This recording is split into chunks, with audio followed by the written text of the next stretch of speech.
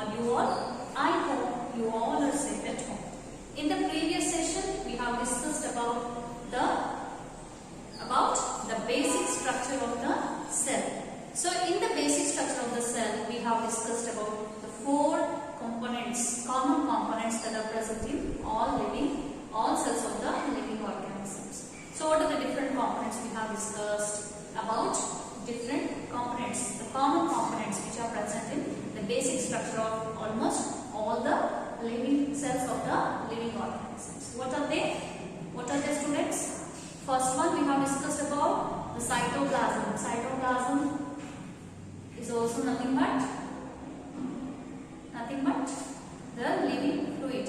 So cytoplasm, when it combines with the nucleus, nothing but the living fluid.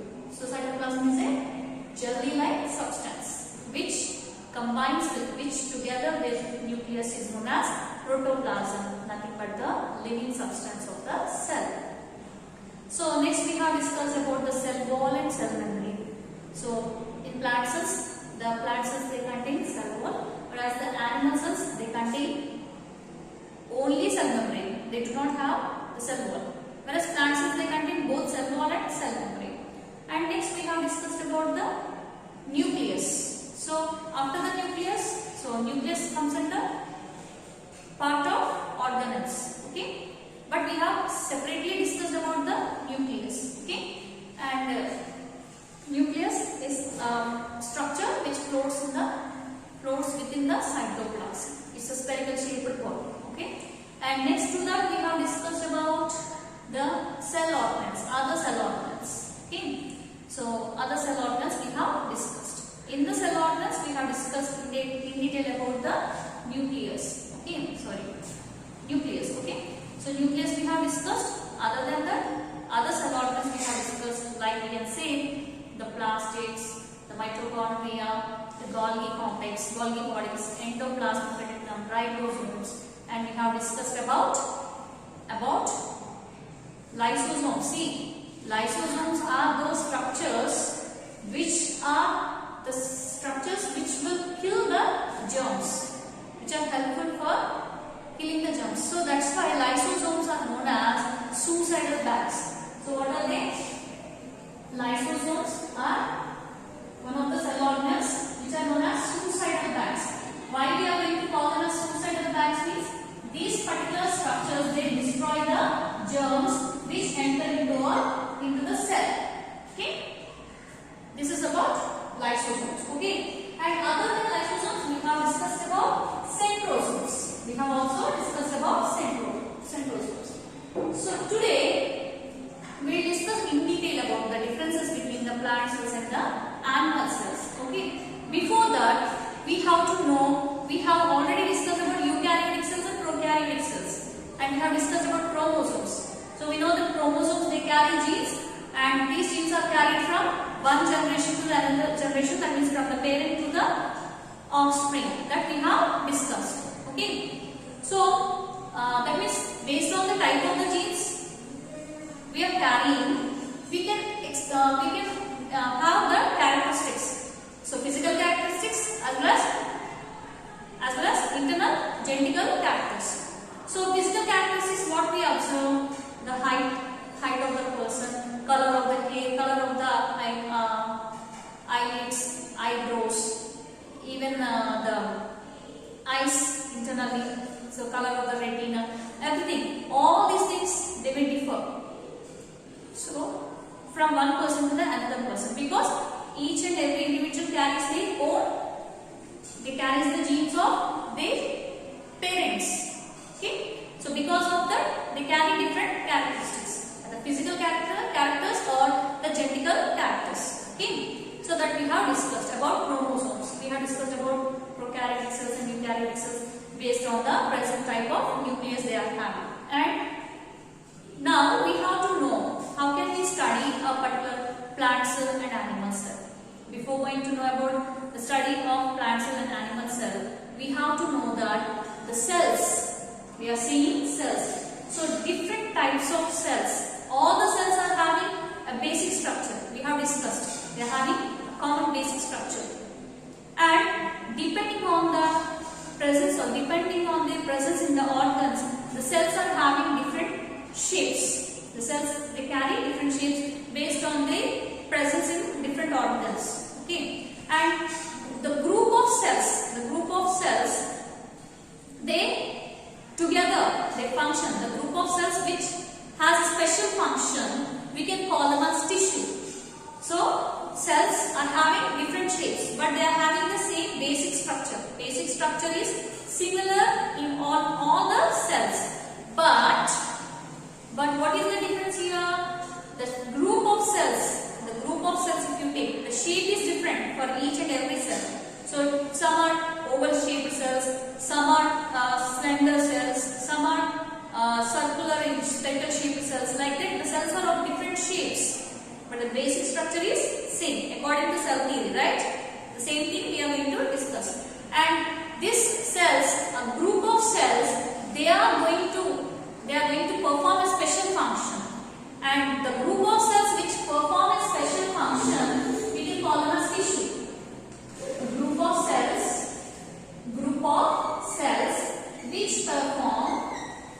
which perform a special function. They are performing a special function. Okay, so they are considered to be as tissue.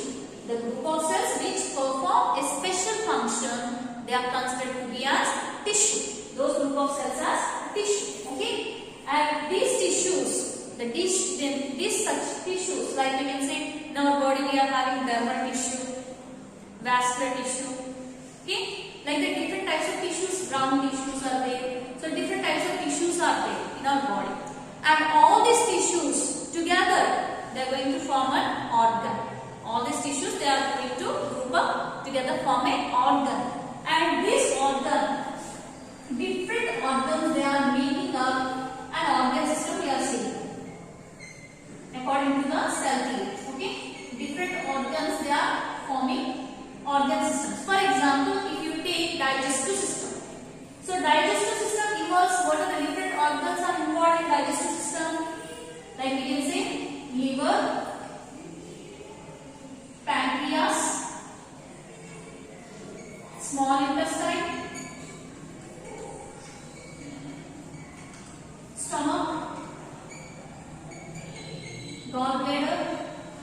These are the important organs which are going to form the organ system. What is this organ system? That includes the pancreas, gallbladder, liver, small intestine, stomach. That is nothing but the digestive system. So digestive system is an organ system. Like the circulatory system, respiratory system, we are having different organ systems are there in our body. Okay, so the organ systems are formed from the association, the grouping up of the group of organs together. They are going to perform a special function, and these organ systems, the organs together, such special organs, they are forming organ systems. So example we have given for organ system, that is digestive system. So under digestive system, what are the different organs included? Gallbladder, pancreas, liver, small intestine, stomach. These are the different organs which are included in the digestive system.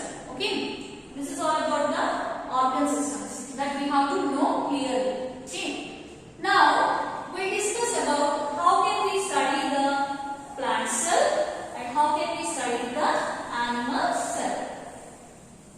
So by conducting one activity, one experiment, by doing some experimental investigation, we can find out the structures which are present in the plant cell. We can study in details of the plant cell. So for studying plant cell, to study about plant cell, study of plant cell. To study plant cell, what we are doing? We are doing one experimental investigation. For that, we select moss plant.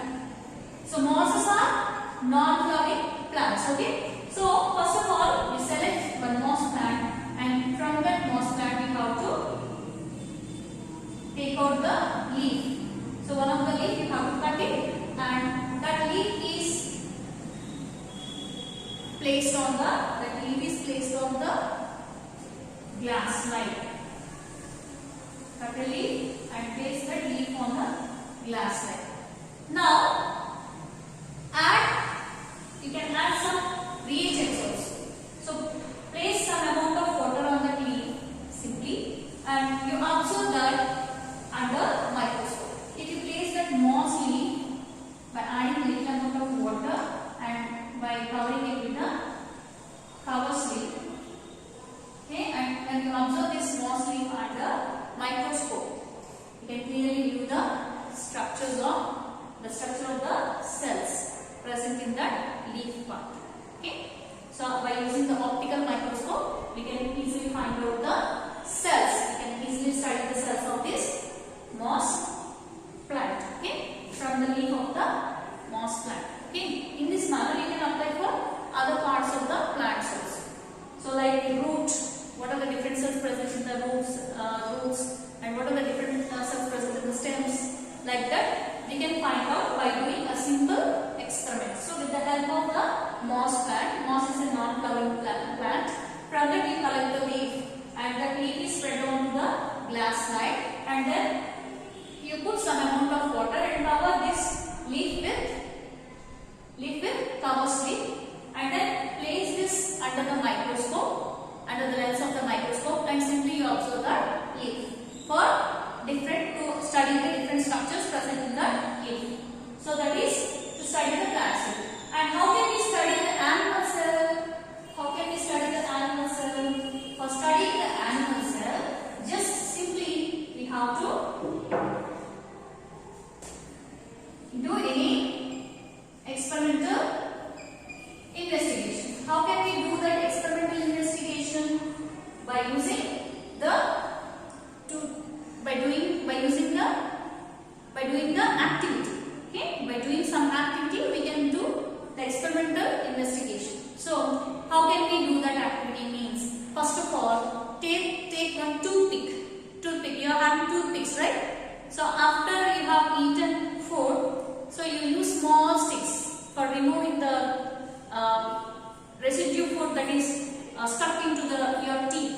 Okay, so take out that toothpick, fresh toothpick. Now keep that toothpick into the cheeks, into the lower side of the cheeks. Okay, into your mouth, and just scrap on the side of this mouth, on the side of cheeks. So that scrap you have to place it on a glass slide, on a clean glass slide. You have to place that scrap. Okay, the scrap of the cheeks. So place that toothpick just into your mouth, and on the sides of the mouth near the cheek region, just you scrap the toothpick. So whatever the cells present on the layer of cheeks, inside layer of the cheeks, that from that we will get some cells. Okay, so cheek cells. So now place that scrap on the clean glass slide.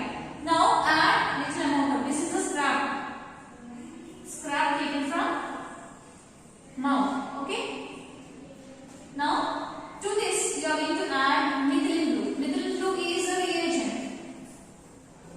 Methylene blue is a reagent. Now add methylene blue to this scrap, and now you cover this with the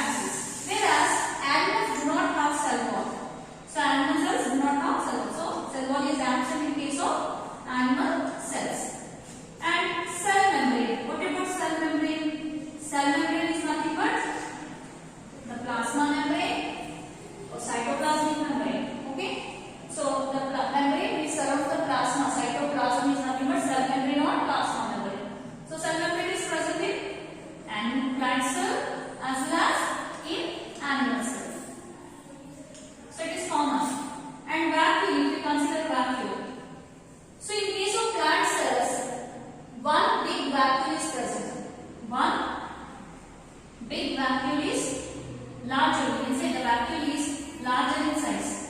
So vacuole is larger in size. Only single vacuole is present which is larger in size. And here the vacuoles are smaller in size, and the number, if you consider, they are almost 1 to 2 vacuoles are present in the animal cells.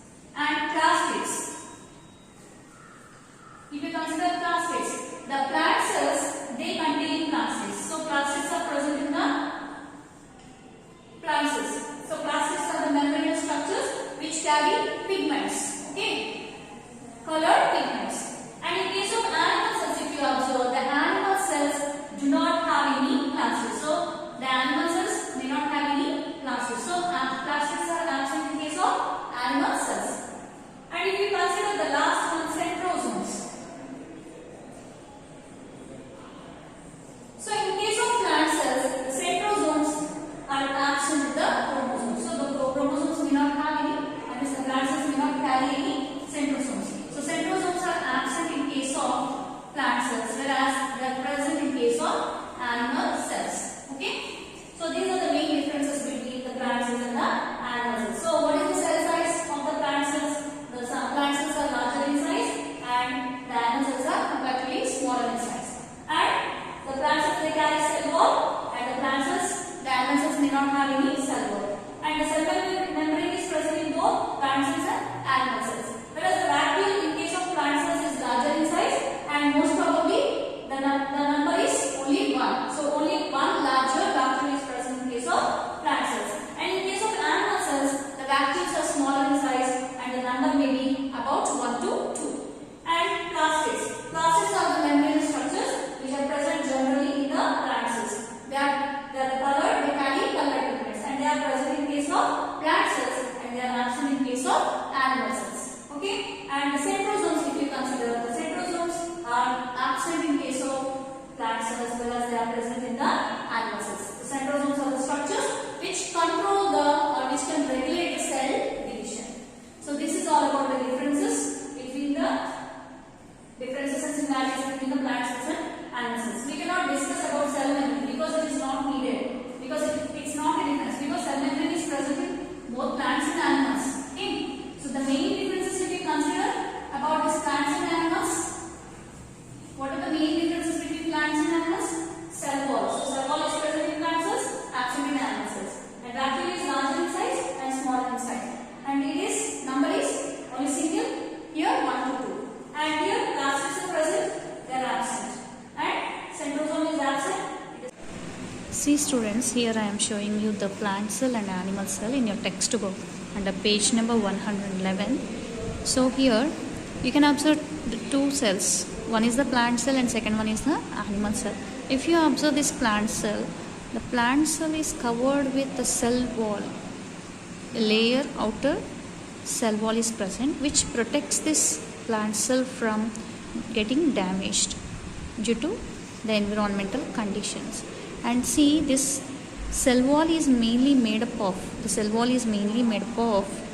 cellulose. Okay, cellulose is present in the cell wall of plants. Okay, and here if you observe these animal cells, there is no cell wall here present here. It is having only a cell membrane. The animal cells are made up having an outer thin layer called thin membrane called cell membrane. Okay. Now here see what are the other organelles present in these two cells.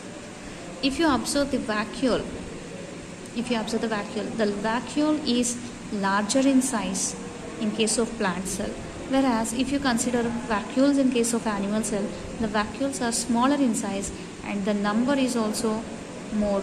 Okay, that means the animal cells, they contain almost 1 or 2 vacuoles in their cytoplasm, whereas in case of plant cell only a single larger vacuole is present.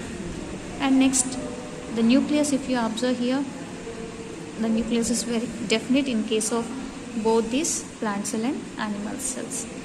And here an extra quality is there, an extra characteristic is there in case of plant cells. That is, the plant cells, they contain plastids. So chloroplast is one of the type of plastid which is present. It's a membranous structure, and this chloroplast carries the chlorophyll. And here, in case of animal cells, we may not observe any chloroplast structure. So chloroplast is absent in case of or we can say the plastids are absent in case of animal cells.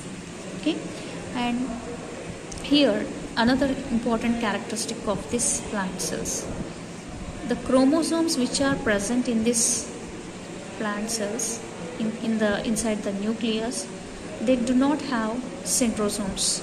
That means the chromosomes do not carry centrosomes. Whereas in case of this animal cells, the animal cells contain chromosomes which are divided or which contain in the middle of the chromosomes, we can observe the centrosomes. And generally the centrosomes, they regulate the division of cells, or we can say cell division. So which is absent in case of plant cells. Okay.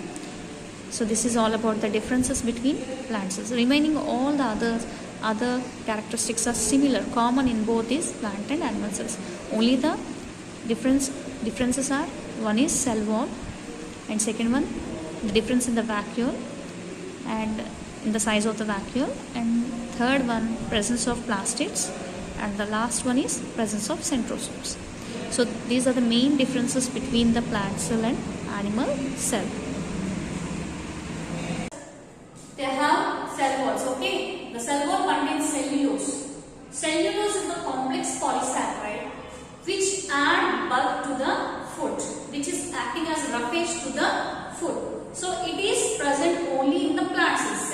Cellulose is present only in the plant cell wall. It is not available from the animal cells. So animal cells may not have the cell wall, and animal cells may not provide any cellulose because the animal cells do not have any cell wall. So by consuming animal foods, we may not get any cellulose. By consuming the plants only, we will get cellulose. And this cellulose, it acts as roughage. The cellulose acts as roughage. So the cellulose which is present in plant cells, it acts as roughage.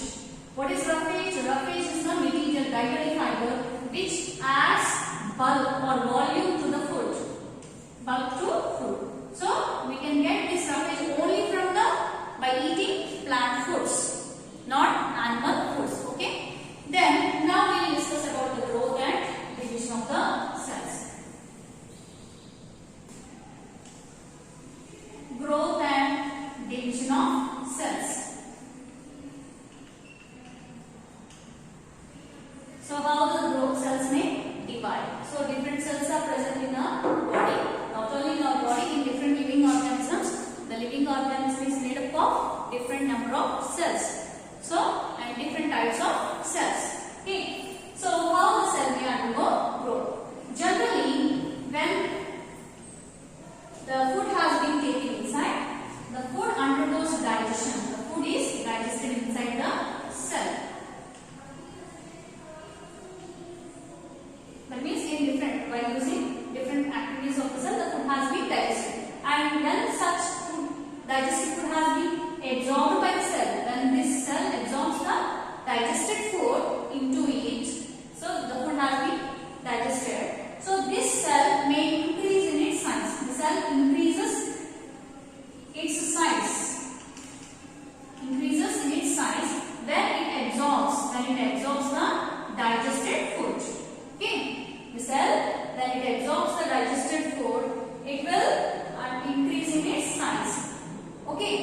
And the size increase may be limited. That is, as the cell may increase in its size to up to a certain limit only. It has some limit. So to that few centimeters or few meters only it will grow. Okay. So up to certain limit, this particular cell may grow. So this is about the growth of the cell. A certain limit only that cell may grow. And what about the division? As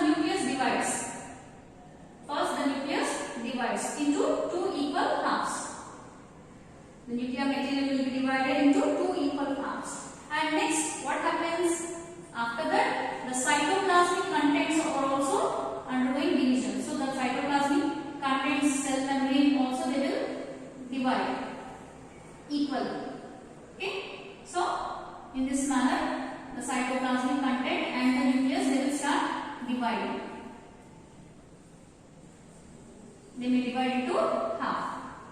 So after that, what happens? As the cytoplasmic contents and nuclear material are equally divided, a septum will be formed. A cross constriction will be formed.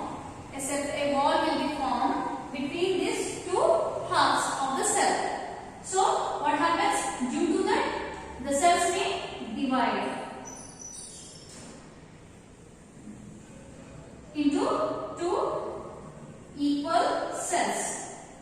Cytoplasm as well as nuclear material will be equally shared between these cells. After the cytoplasmic content and nuclear material are equally shared by the cells may divide from each other. In this manner, both the cells they may contain the same content of nuclear material and same content of cytoplasm. So these are the daughter cells. These are the two new cells.